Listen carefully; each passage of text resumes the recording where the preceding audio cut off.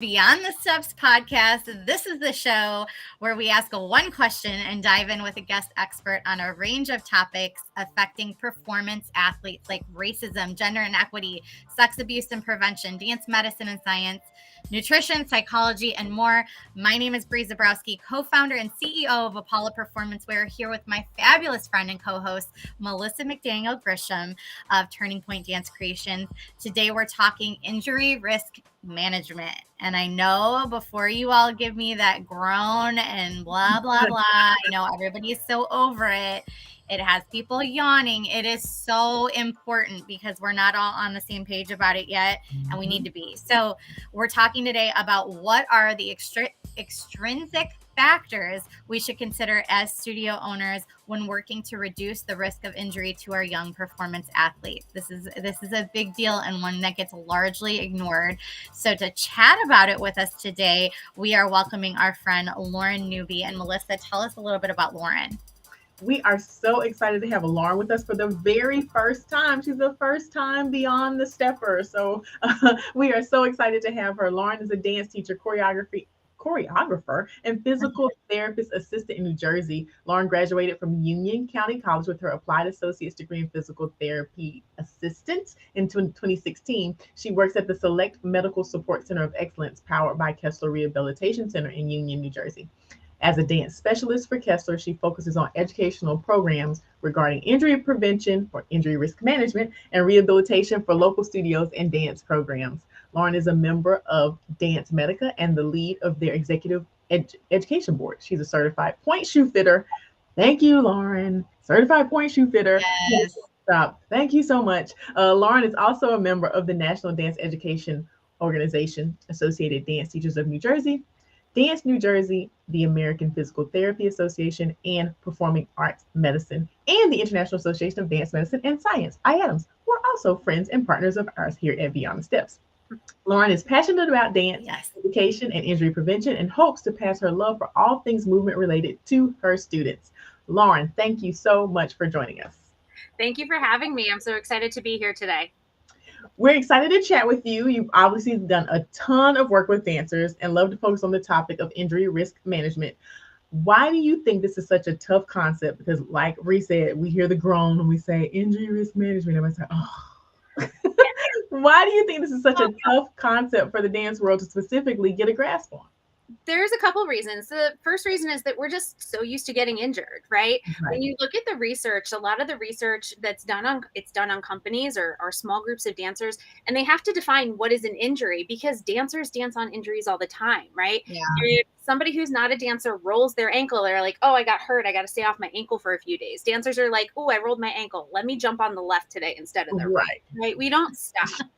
And so in a lot of the literature, injury is actually defined as something that keeps you away either from class or performance, when in reality, dancers are dancing injured all the time. We're dancing on sprains, strains, pulled muscles, things that hurt, things that don't feel great, but we're like, we can push through it. Mm-hmm. So we have this like part of our culture as dancers where not only does it like feel good to be able to dance through an injury and kind of persevere in that sense, but it's almost like a badge of honor. And that's a problem. That's a really big problem moving forward as dance becomes more complicated, more complex, as the technique becomes more difficult, as we require more of our dancers moving forward. And so every year that things get harder and harder and harder, and we're pushing people more and more and more, the likelihood of those injuries increase as well. And so if we don't manage that, that's going to be a problem moving forward, especially for our younger dancers. It's so funny you say this because obviously Apollo Socks, that's why we created this product, right? To address the insane injury rates we were seeing in dancers, especially young dancers, that was taking them out for years. And so obviously we're an e-commerce business. We sell socks, amazing socks, check them out. But we were running an ad and one of our customers had commented on the ad, this is so unnecessary. All you need is great training. And we had responded back like, good for you. I was a dancer for, 50 years and I've never had any issues. All you need is great training, something to that effect. And I was like, dance now looks very different than it did 50 years years ago. And good for you for making it through all of that without injury. But most of us aren't that lucky. And we dancers just are not equipped with the tools or the knowledge to really protect themselves as other athletes already do. And that's the biggest problem that I see with it, is that this is important stuff that every other athlete has available to them, and our industry has not adopted it. And we need to change that. And we're going to only do that by having the conversation. So we're excited to dive into this today. So with that, Lauren, what are the most common injuries that occur at the studio level, especially for young dancers and performing athletes? What do you see most commonly happening here? Unsurprisingly, it's foot and ankle. That's the number one most common injury. So sprains, strains, rolling them. After that, it kind of moves up into the hip, knee, and low back. Those kind of end up being a little bit even on the number of injuries, with a little bit more towards the knee. You don't see as many neck or shoulder or upper back, just because when you think about studio dance training, it's all in that lower body, right? So even though we're using our upper body all the time, especially for young dancers or especially for female dancers, not using that lower thing. So you see a little bit of a difference in the body parts, but it's almost always in that foot and ankle area, especially. Yeah, I think that the data that we have on the Impala side is that 65% of dancers are injured 65% from the knee down, and twice as much as football players. So it is staggering when you look at those foot and ankle issues. And again, we're going to talk about all the tools to mitigate that. So throughout the episode. So I'm excited to tackle that too. How can studio owners identify potential injury risks in their facilities? Because I think, and this is a tough one, because I know it's a financial issue as well. The stuff that we're talking about today is not cheap by any stretch. Good flooring, the way that we address injuries, having our policies in place and our processes to address that. It's not cheap, convenient, or easy by any stretch, but it is an investment in having a quality program and also offsetting the liability on you as a studio owner, right? So how can they identify what those risks are, especially if they're not very knowledgeable on this topic and they weren't taught that way? Sure. So there's two, we said it at the beginning of the podcast, that these are the extrinsic risks. So anything that is on the outside of the dancer is considered an extrinsic risk. Anything that's inside of the dancer, like their muscles, bones, imbalances, things like that, that's intrinsic. So extrinsic is anything that's going to act on the dancer in their environment. So when we're talking about the studio, for any studio owner or teacher, it's really important to just be familiar and be vigilant, right? So, what is your floor, right? Like you said, it's a big investment to have a good dance floor, but you need to have either some kind of floating floor, sprung floor, really dance appropriate floor, because that's going to be appropriate and important when dancers are jumping, 120 times in a 1 hour class on top of a floor, right? You're going to need that spring back to help support their joints, right? But on top of having an appropriate floor, is it down appropriately? Like if it's Marley, is it peeling up? Is it taped down where it is? If it's a wood floor, are there any spots of splinters or divots, right? So really just starting with that space, right? Because as a dancer, all we need is our body and a space. So what does that space look like today, right? And that can be done for a dance teacher or a studio owner in the morning when they're cleaning, or right before their class, when you're sweeping the floor, or when you're going through picking up, whatever the last class left there the night before, just taking a look and being like, oh, is that spot dangerous? Like, is that splintering up because of, somebody's screw on their tap shoe last night? Ooh, that piece of tape on the Marley needs to be replaced, right? Whatever your floor is, and knowing your floor, looking at it and inspecting it. That's the number one piece. Same thing goes for bars, right? Most people are either going to have, the portable bars that you carry out to the center, or a bar screwed into the wall, depending on where you are. If it's screwed into the wall, making sure that that's really in there, right? You've got little kids hanging on that thing all day. I don't know about you guys, but when I taught 3-year-olds, you couldn't get them off that thing, no matter how hard you tried. Right? And so over time, no matter how appropriately or correctly it was done initially, it may loosen. So walking over and giving a tug on it every once in a while. Same thing for the bars that go in the center, making sure that all those joints are secure and screwed in. So a lot of it really has to do with knowing your studio and knowing the equipment that you use in your studio and making sure every day that that equipment is working properly. And it shouldn't take long, right? If you're doing, creating a walkthrough in the morning or before your first class, or when you're getting a new teacher, showing them your studio and saying, when you set this out, just give it a little shake or a little test it, because the studio space is really the most important space, right?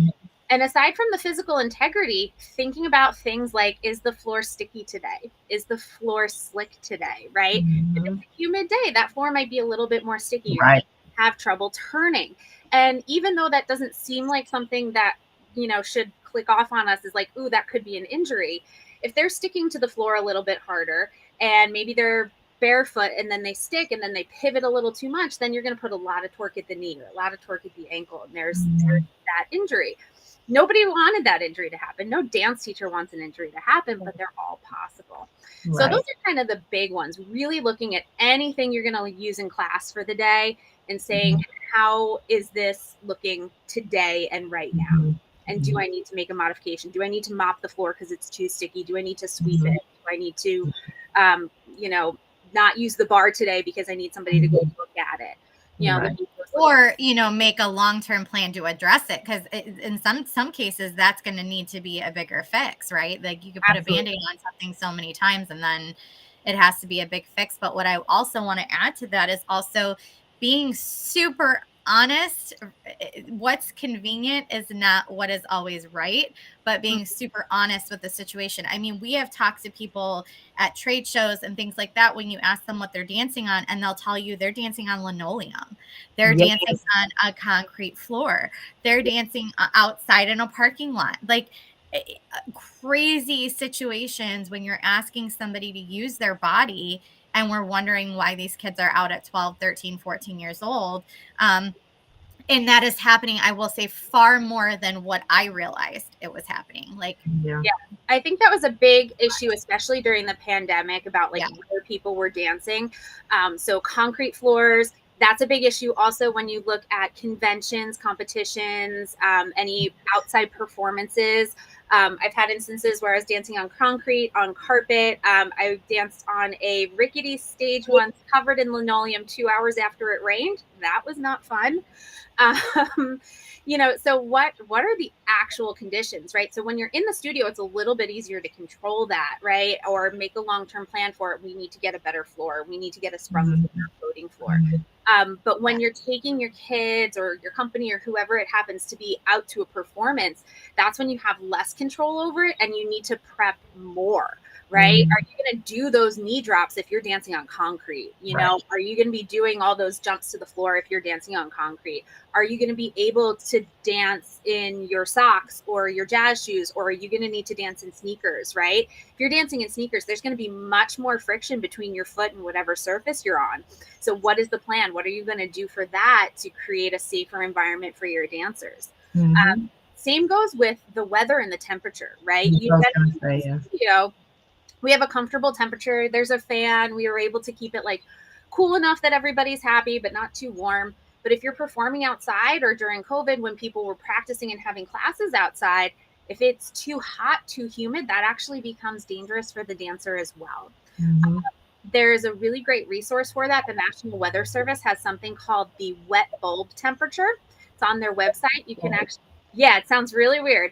It's on their website. You can look it up, and they have, oh my goodness, they use 3 different measurements to try to give people information on how safe it is to do activity outside. So it's used a lot by professional athletes and OSHA, and it gives you just kind of guidelines of how long you should be doing activities, how often you need to take a break. If there's that's great. Yeah. So thankfully, COVID's not as not out there as much anymore, and hopefully we won't be dancing outside as much. But if you do need to be outside, that is a great resource.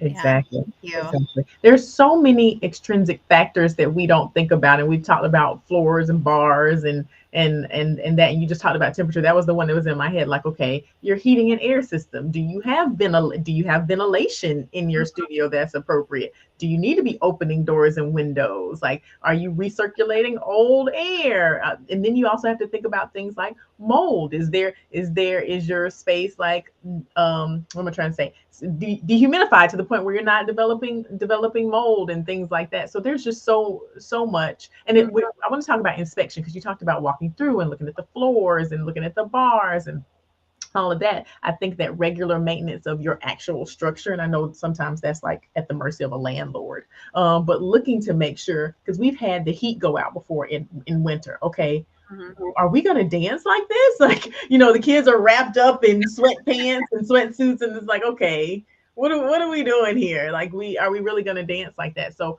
looking at your structures as well. But what about like tools, Lauren, like rollers and bands and things like that, blocks and all the tools that we use as dance educators? Do those need to be inspected as well, or do we need to be looking for like a specific quality or specific brand, or do we just buy these things off Amazon? I guess is my question. Sure.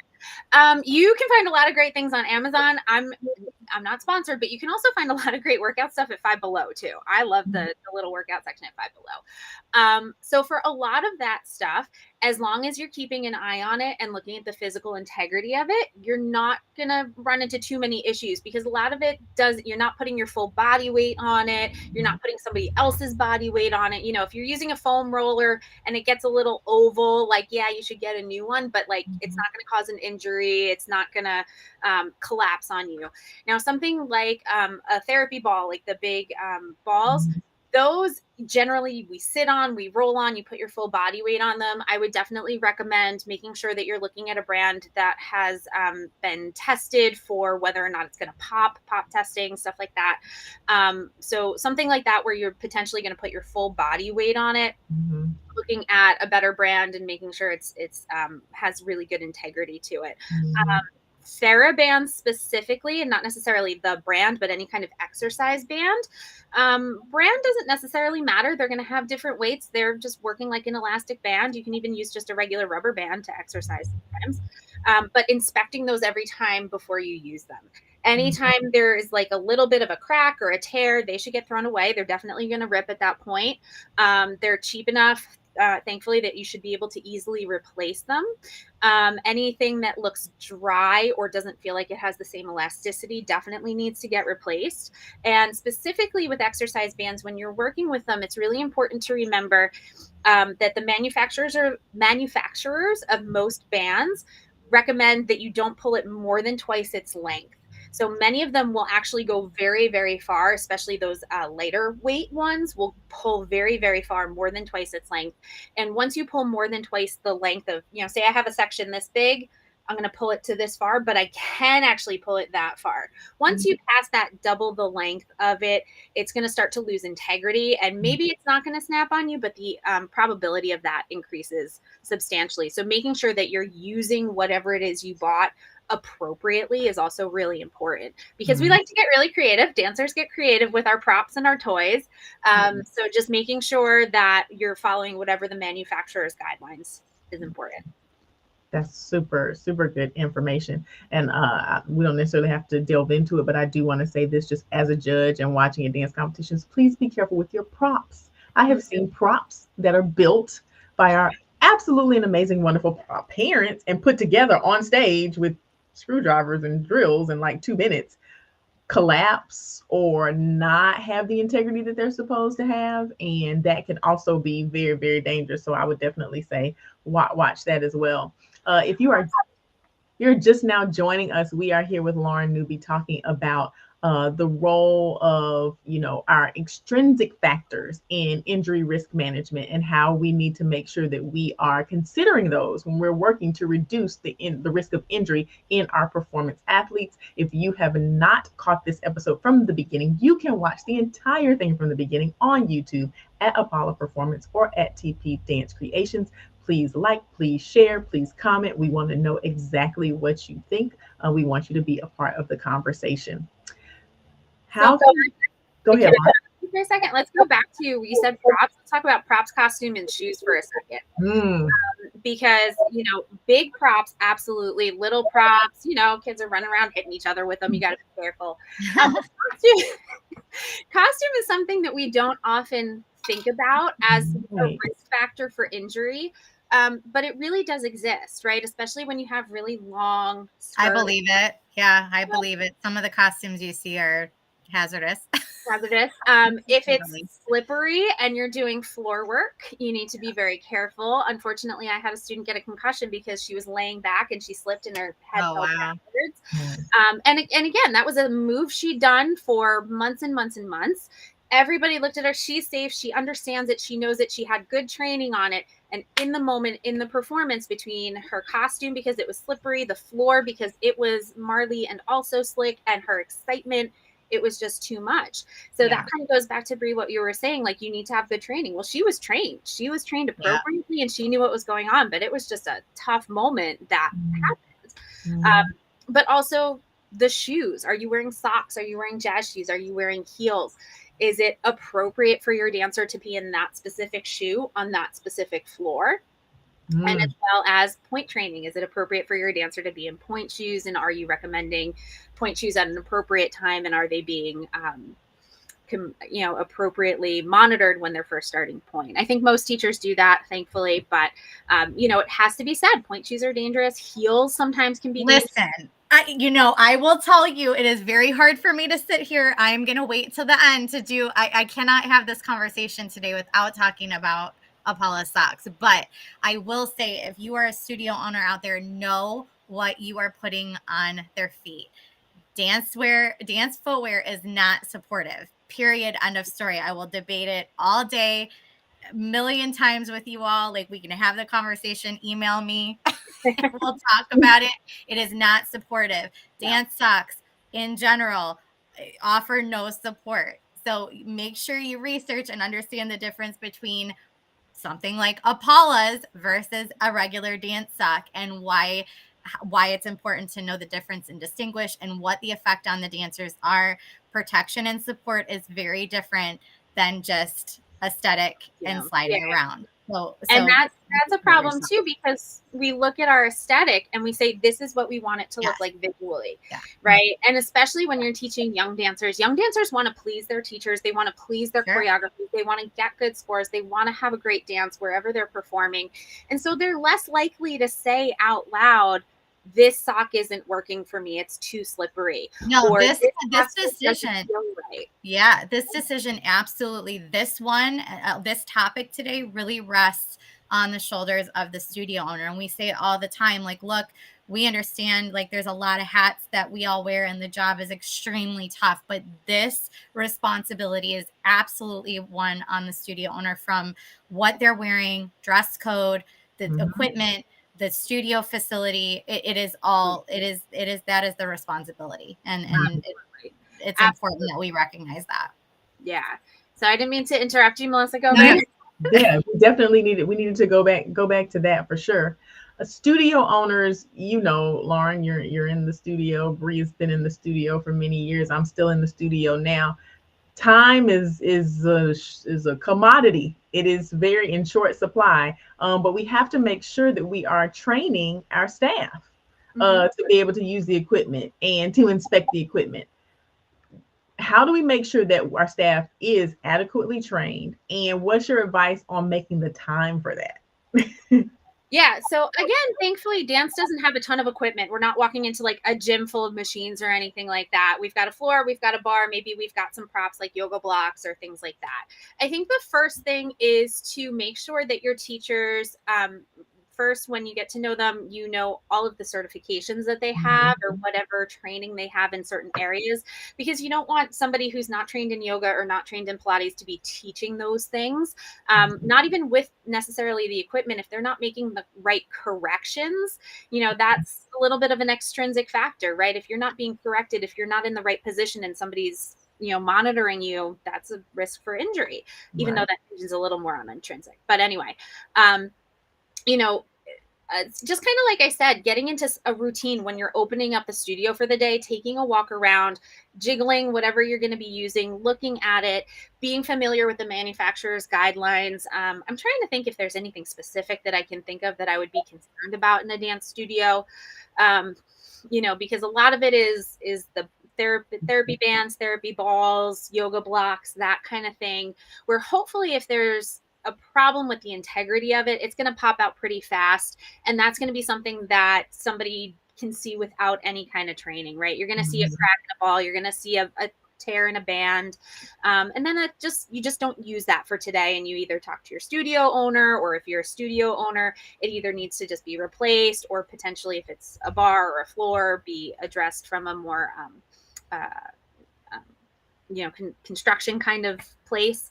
Is there a specific thing you're thinking about though? When it comes talk about tricks, and tricks is a big topic in the dance world, and specifically in competition, but training for those tricks, right? I mean, we're doing it on stage without any of the equipment that we have in the studio, but then in the studio, do you have the proper equipment and protocols in place with your staff in terms of supporting that student as they learn those skills and tricks? Particularly acro, you've got the but I think strap, I don't know how everybody else feels about it, but I feel like oftentimes there are acro teachers that maybe are not acro teachers. And that's the thing about dance, is like there really isn't a certification for anything that you're required to have to teach anything in dance. And so we have to be really careful, because that liability still rests on the studio owner. This is a huge topic for me, because I was born in 1983, so I grew up in the 90s and the early 2000s, where acro wasn't really as integrated into dance right as it is now. You're right.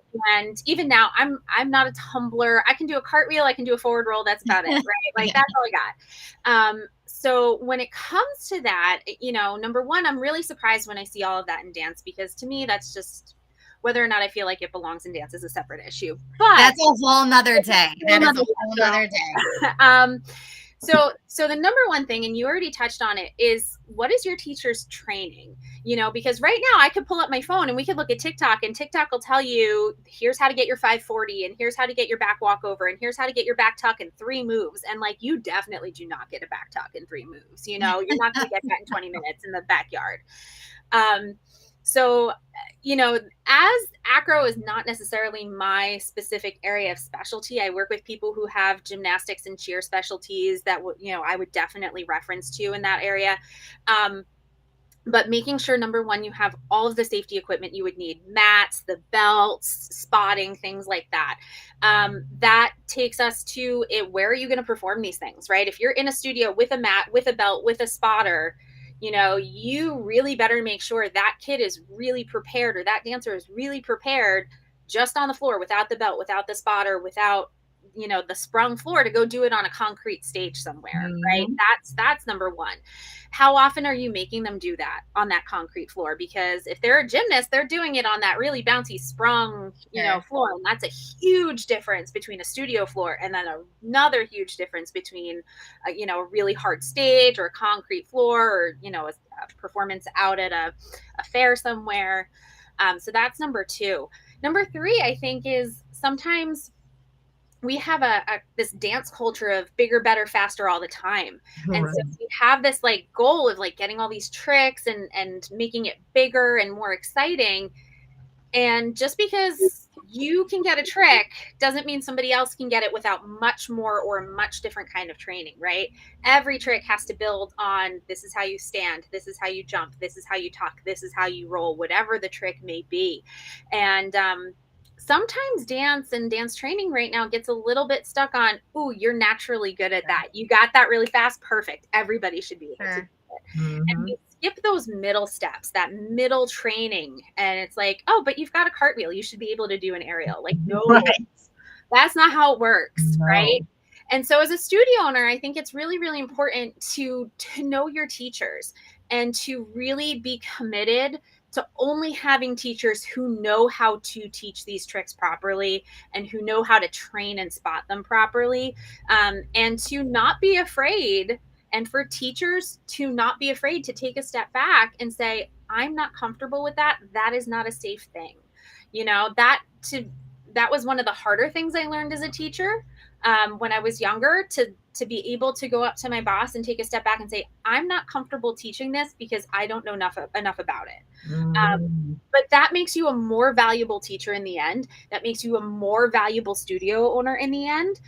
You know, if a parent comes up to you and says, I want you to teach my kid how to do an aerial, you can say, I don't know how to do that, but either I can find you somebody who can, or we're going to make sure she learns how to do it in a safe space, either at a gym or with a specific kind of trainer. Right. So two things come to mind with that, right? Is that this is where building, we say this over and over on the show, but building the resources and the relationships in your community and having that list of resources ready that, look, I am not skilled in acro. I can't teach tumbling, but I can get you to somebody who can, that works with our studio that I know is really good, and maybe even have that person come in and start teaching some classes for you. There's so many ways to play that, but making sure you have that already set so that when these scenarios do come up, you have an answer instead of just saying I can't. But also, I find it so interesting that you're saying this, like for teachers to say, you know, no, I don't feel comfortable, I don't teach that. That is the crux of the issue with the dance world, from dancers dancing when they're injured and they shouldn't be dancing, to teachers saying, like, just no, I don't feel comfortable. That is so hard for us to do as a community, because the mentality is, if you say no, somebody else is going to say yes. And they will. Our position is always threatened. So it almost is this, like, you know, full circle problem of, like, we really have to support each other in those decisions. And you have to be the studio owner that's going to respect that boundary and not threaten their position with it. You know what I'm saying? And you teacher, you have to feel safe to be able to say, I don't feel comfortable with this. Like dancers have to say, I don't feel comfortable, without fear of penalty or retribution. So there's so many issues at hand here. Yeah. And that's one of the other things I wanted to talk about today, is like building that studio sense of safety. Because when it comes to extrinsic factors, so much of that sometimes actually hinges on the students or the dancers being able to come up to you and say, this shoe doesn't feel right. This costume doesn't let me get all the way to the floor. The floor is too slippery today. I'm too cold. I don't feel well. Whatever those things may be, right? And I've definitely been there as the teacher, where it's like, oh my gosh, it's another week where this kid's sitting out. Like, what's going on? But if you don't create that ability for them to come talk to you, or for, if you're a studio owner, for the parents to come talk to you, or for whatever to happen in that moment, where the student feels like their safety is the most important thing, that becomes a problem. And one of my biggest pet peeves is when I see teachers get angry that students either can't be, won't be, don't feel well enough to perform. Right? Oh, this is my piece. This is for 10 people. Like, I need you to be there. I don't care if your knee hurts. I need you on stage. Right. I would love you to be there, but I don't want you to have a knee replacement in 10 years. Like, you know, there has to be, Melissa, your face. There has to be like a level at which, yes, am I going to be disappointed if my piece doesn't look the exact way I want it to look? Yeah, absolutely. I have a vision. We all have visions. But if my student doesn't feel like they're safe, they're protected, they're cared for, and they can tell me that they feel like something's wrong and either they can't dance, they can't go on stage, or they need a minute, I haven't done my job as a teacher. Right. Period. So the question I have is, and I listen, we're not going to solve world peace today in this conversation, but I guess the question I have, and I'm interested to know your thoughts on this, is what do we do? Because you're right. You are absolutely 100% correct. I agree with you. Melissa agrees with you. But there's a whole lot of studio owners out there that we are not on the same playing field in terms of that belief. And so how do you stand true to those values, or, you know, and reap? It's hard to reap the benefits from that when they can go down the street and go to a studio who is super cutthroat and will put that injured dancer on and will go for that. You know what I mean? And the priorities and the values aren't the same. we're still a business. We're still a business that is driven by revenue, right? So Right. like, how do you prioritize the safety and still compete with the other studios in your area who are not operating on the same playing field? Well, so to me, that goes back to the studio culture of it, right? Yeah.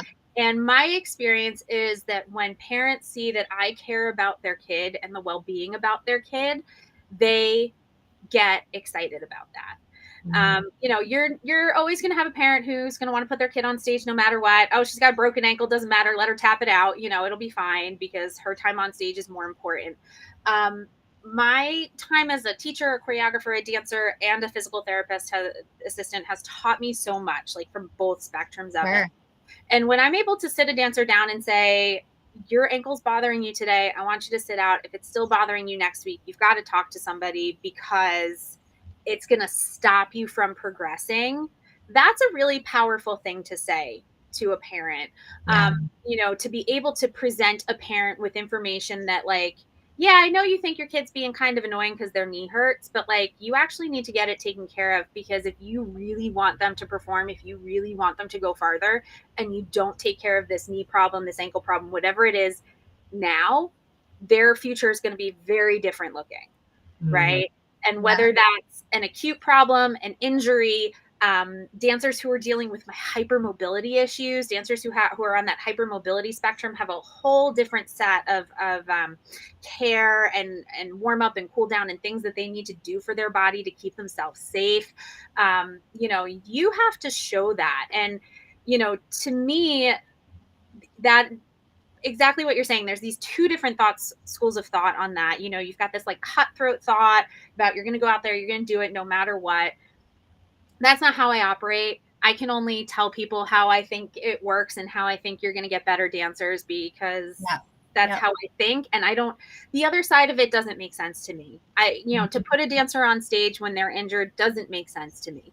To Mhm. put a dancer on stage when they're not going to do their best doesn't make sense to me. To make a dancer dance through class when she's crying and her stomach hurts doesn't make sense to me. Yeah. And in my experience, having that safe place for a dancer to say something doesn't feel right today, and I either, I'm going to push through it, but I might need to sit down, or that it's actually the opposite. Usually I have to tell a dancer they need to stop. Yeah, I um, agree. and I think that's because in my classes the kids are do feel safe to tell me things. Most of the time. Sometimes I find out after the fact they pushed through something they didn't want me to know about because they thought I would tell them to stop. Yeah. But that's actually the biggest problem in dance right now. We Yeah. push through injuries Yeah. and potentially make them worse injuries for the future because we don't want to stop dancing, because Mhm. we love it and we're passionate about it. And sometimes it's our paycheck. And, there's a million other of those biopsychosocial reasons that we push through injuries in dance. But for the most part, when you can show a dancer that you care about them and their well-being, and when you can show a parent that you care about that dancer's well-being and that you're willing to not have them perform, when you're willing to take them out of a dance so they can have the time they need to rest and recover, or you're willing to change that dance so they can do whatever their ability level is for that performance, you're going to get a parent or a family or a dancer for life, Yeah. because they want you to care about their kids as much as you do. And there is a process to it. And I will say the reason we've shifted from the term, the dance medicine and science community has shifted from the term injury prevention to injury risk management, because it is simply not realistic to expect that you're not going to see injuries in any given dance season. You absolutely are going to see injuries. It's really more in how we're dealing with it. But if you're approaching that injury collaboratively with the student, with the parent, and look, I want you to get well. I want you to be able to dance. We need to sit. You need to come up with a plan. And look, I remember having conversations with students. This heightens around competition season because they're pushing their bodies harder. They all want to compete so bad. It's what they worked for all year. And unfortunately, I've had to have many of those conversations where it's like, look, you've been rehabbing for 5 weeks. Like, we have to get this dance changed. We still have to have your team be comfortable at the 2 week, 2-3 weeks before a competition. We're going to make the decision to call this or not call this. And yes, it's sad and they cry, but everybody was aware from jump what was going to happen here. And I think if you just communicate those expectations and the process, and you work together to agree on that, it doesn't mean it's not going to be tough, but it'll at least be palatable. Exactly. And it's always a question to me of, is it more upsetting to take them out now and Sure. make the changes now, or to have them come off stage and not be able to do anything and have to go get surgery or have to miss awards because they're going to the ER? Like, what is that choice there? And to me, their safety always comes first. So Yep.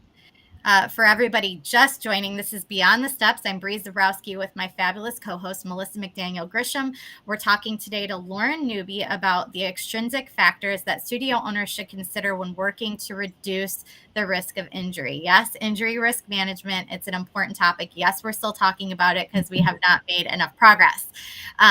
So if you have not watched this conversation from the beginning, I encourage you to do so.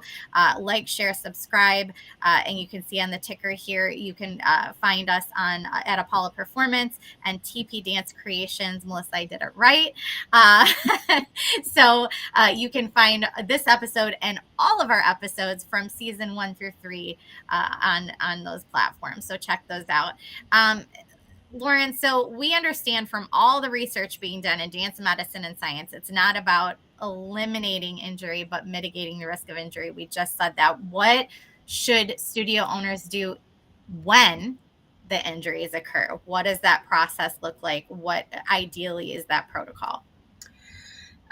So when injuries occur, everybody's pretty much on the same page, right? You're going to sit down and you're going to take a break. You're going to figure out what happened, right? For the studio owner, obviously, you're going to want to notify a parent, right? Especially if they're teenagers. Teenagers don't tell stuff. Teenagers don't share information. So you're obviously going to want to tell a parent. Now, the very interesting thing that I think is going on is everybody's familiar with RICE, rest, ice, compression, elevation. There's a good amount of research to say that ice is not necessarily where we want to be anymore on an acute injury. Yeah, because the swelling's there for a reason. Swelling is actually going to, in certain injuries, that is bringing blood flow and all the fluids and platelets and all the stuff that you need to kind of fix that injury to an area.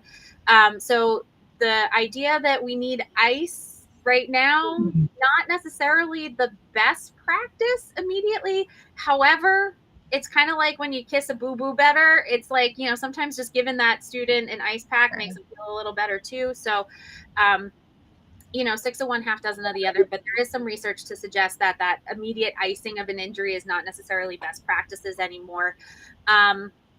But I think the assessment for the studio owner, aside from making sure the child is okay, do they need to go to the emergency room? Can they just sit and wait a minute for their parent to come pick them up? Are they okay to just sit and wait for the rest of the class? Is going to be what led to that injury, right? So for the studio owner, it's going to be, were they dropped in a lift? Was there something wrong with the floor?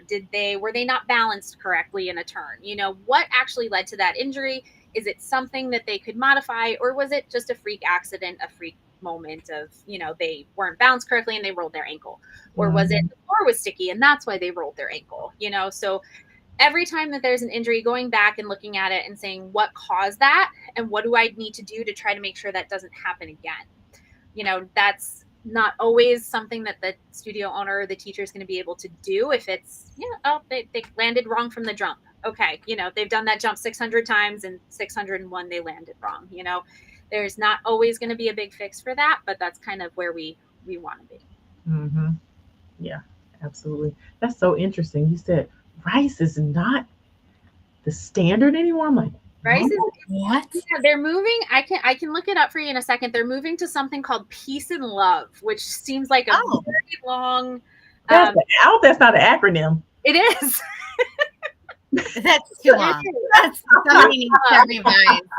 They need to get some Chat GPT on that and revise that a little bit. It's very long to the point where I can't even remember all the pieces to it. But basically, who can? Yeah. Compression is a big piece of it to mitigate that swelling, but still allow the fluids and the nutrients and the platelets to reach the area of wherever the injury is. So compression, elevation, relative rest. There's no R in there, but we'll figure it out. I don't know where it stands, but just being more mobile with it. The idea that we have to stop, elevate, not move something, make it cold all the time, stop it from swelling. Actually, they're starting to see that there's some good research to suggest that that's actually going to delay healing times in some things. Ooh. Wow. Yeah. And what is it? Peace and love? Peace and love. I can look it up for you if you give me a second, but it's I'm gonna look it up. I'm gonna look it up while I'm breathing. Oh my gosh. Yeah. So it's, rice is much easier to remember. And, like I said, the ice is actually still going to be really good for pain mitigation. So if you have an injury that's painful immediately, ice is going to help decrease that pain. But it is going to also decrease the swelling, which may potentially lead to some slower healing times. But yeah, peace and love is long. We're going to have to work on learning that one. I need to know what it is. Are y'all ready? Here we go. I'm ready. So it's peace. So you have peace immediately, and then you have love a few days after peace. So peace is protect, elevate, avoid, compress, and educate. Oh my God. And then and then love, after a few days of peace, your muscles will need love. And love is load, which is an active movement and exercise approach with little or no weight. Does it Load. Okay. And then optimism. Oh no. That's the mindset. Vascular aeration. Is that what that is? Vascular aeration, cardio workout to boost motivation and increase blood flow. And then exercise to reduce the risk of re-injury. Yeah. So, this is not like a surgical by any means, for anything surgical or anything like that. This is for your regular, like I rolled my ankle. Oh, I pulled a muscle, right? We don't want people to be afraid of movement in those situations. So taking a little bit of a break, compression is going to help it feel better, but being really positive that like, this isn't going to last for a really long time, trying to avoid those fearful moments of like, I can never do that jump again, or I can never go for a run again. So but it's a very different acronym. Oh my, yeah, we got some work to do to get that more to the rice convenience. Wow. But thank you. That is definitely a new tidbit. I had not heard of that. So everybody, we are moving from rice to peace and love, from injury prevention to injury risk management. Those are the new terms we've learned today on Beyond the Steps. So really quick, and then we have to go to homework, but tell really quick some resources or some ways that studio owners can encourage themselves and their teachers to keep up on the newest and best practices in injury risk management. Yeah. The best thing to do is to get to know the physical therapists and the athletic trainers and the strength and conditioning trainers around you. Build a relationship. I think a lot of studio owners are afraid to build that relationship because they're afraid it's going to be perceived as my students get injured. But really what you have is an opportunity to show your parents and your families and your students that we're going to try to prevent you from getting injured, right? Physical therapy isn't just about rehab. It's also about prehab and building better muscular balances within your body and increasing your ability to do the thing that you want to do. And those specific people are going to be working with research and best practices. All of them are required to have licenses, which dance teachers and teachers don't, unfortunately. They all have licenses that have to get renewed, that you have to have a certain amount of credit hours to renew. So get to know these people in your area.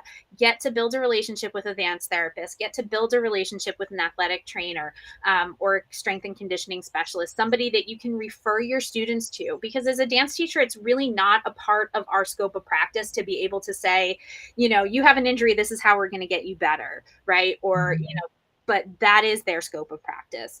And when you have a question, they're going to be the ones that are going to be able to help you out, and they're going to be able to bring you the best practices. But you can also join groups like IADAMS, PAMA, Dance Medica groups that include all of these dance medicine specialists that are constantly talking about these best practices and the new research like Ice to Peace and Love and the things that are coming out, and learning the things that we need to know better. I would also suggest starting to follow places on social media like the Harkness Center for Dance Medicine in New York. They're one of the foremost in the field of dance research. They're always sharing dance research. They're looking for participants right now for a jump study. So there's especially now with social media, there's a lot of different ways to get connected to people. So I would definitely recommend just starting to build those connections in your community. Unfortunately, dance studios become very insular. We like to have our studios, our teachers, our students not connect with a lot of people because we are the experts, but we're the experts in dance. So build your community to help support you. And that's what's going to keep everybody at the foremost end of best practices. Yeah, thank you. I know that you just gave a lot of things for people to do, but we like to give homework here and little bite-sized pieces of homework to kind of, so we can see progress really quickly, right? And be encouraged and get on our path in the right direction. So what is one thing, if they had to pick one thing to start with today to start making progress towards the way they're dealing and approaching injury risk management in their studio, what would that be? Ooh, just one. Just one. Just one. I'm gonna say that the easiest one to do is to build that 5 minutes into your pre-class ritual of looking at not only the studio, like all the equipment that you're going to use, but looking at what your plan for the day is and saying, how do I keep myself and my students the safest today? Right? So are we using the bar? Did I check the bar? Are we teaching tour jetés? Okay, so do they know how to do sauté arabesque before we teach a tour jeté, right? Did I do everything that I can do as a teacher to make sure that my class is appropriately leveled and appropriately physically safe for today? And just building in that 5 minutes of thought where you go, oh, wait, this dancer never learned how to do this, so she can't move on to the next step today, right? That's going to start to change your mindset. And just looking at it from that safety perspective as opposed to the artistic perspective, even for just 5 minutes before class, just 1 minute before class. When I got my degree in physical therapy assisting, it changed how I approached everything. So taking that little mind flip, it's going to change how you approach your teaching.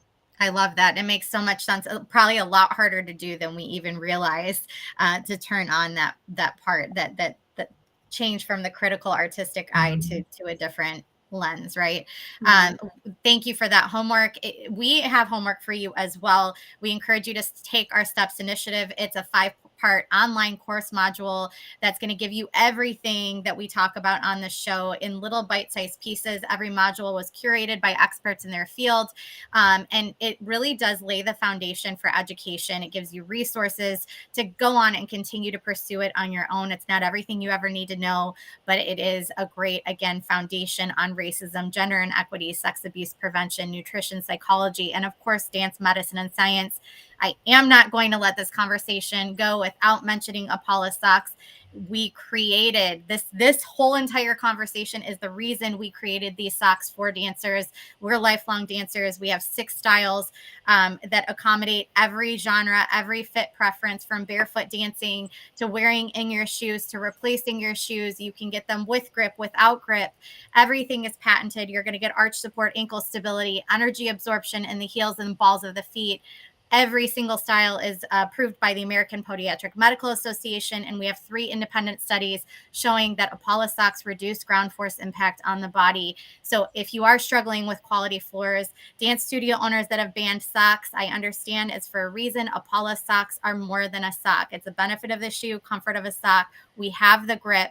They are certified by the American Podiatric Medical Association. Take a look and revise your dress code. They're for recovery. They're for performance, rehearsal, warm up, everyday wear, travel, dancers, non-dancers. Everybody needs to take a look. It is a tool you need to have in your dance bag.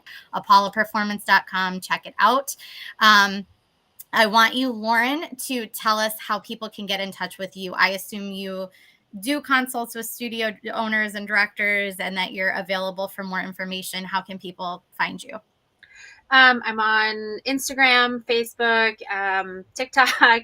Please feel free to reach out. I work at the Kessler Sports Center of Excellence in Union, New Jersey. I am available to come do injury prevention discussions and injury mitigation discussions and strength training discussions at local studios.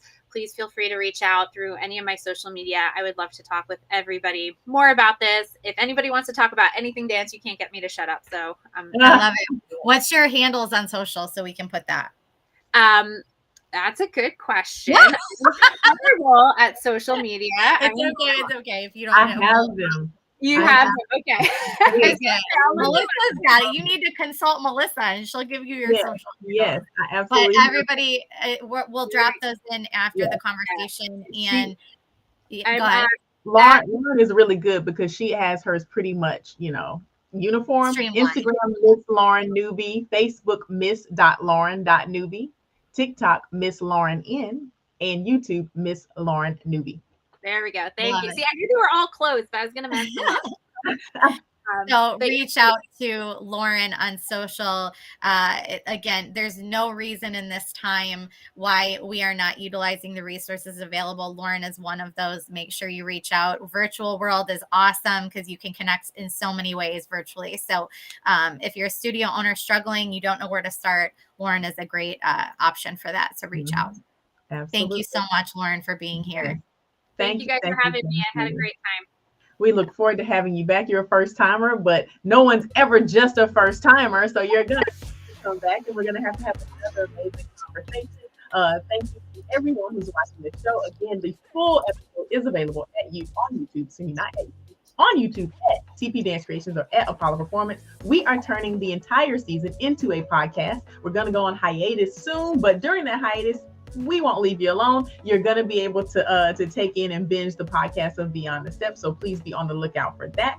Join us next Friday when we're talking to Linda Bluestein, who is also a returning guest from Hypermobility MD and the Bendy Bodies podcast. So we'll talk about hypermobility, which Lauren did allude to a little bit in our show today. Until then, like, share, subscribe, comment, and do your homework.